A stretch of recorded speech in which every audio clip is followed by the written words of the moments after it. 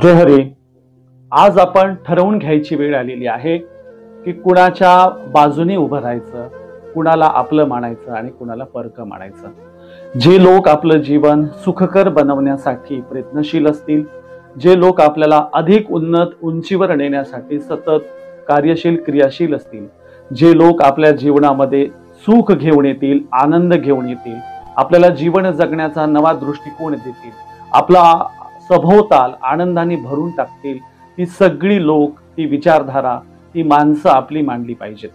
परंतु जे लोक आपल्या डोक्यामध्ये द्वेष भरवतील, जे लोक आपल्याला विनाशाच्या मार्गाने घेऊन जातील, जे लोक गोरगरिबांच्या छाताडावर नाचून त्यांचं शोषण करतील, जे लोक या देशातल्या सर्वसामान्यांचं कधी हित इच्छिणार नाहीत, अशा लोकांना आपण कधीही आपलं म्हणायचं नाही. अशी विचारधारा देखील आपली असू शकत नाही. आणि म्हणून इतरांच्या कल्याणासाठी प्रयत्न करणाऱ्यांना, मग तो व्यक्ती असो नाही तो विचार असो, त्याला आपलं म्हटलं पाहिजे.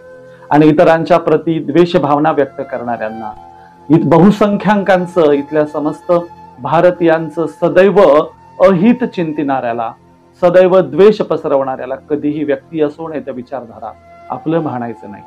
ही ठरवून घेण्याची वेळ आली आहे. जो आपला सभोवताल आनंदमय ठेवेल, जो आपला सभोवताल एकसंघ ठेवेल, जो आपल्या जीवनात सर्वसामान्यांच्या गोरगरिबांच्या जीवनात नवचैतन्य आणेल, जगण्याचे सगळे मार्ग उपलब्ध करून देईल, जो आपल्या आयुष्याला अधिक उन्नत बनवेल, त्यालाच आपण आपलं मानलं पाहिजे, त्या विचारधारेला आपलं मानलं पाहिजे.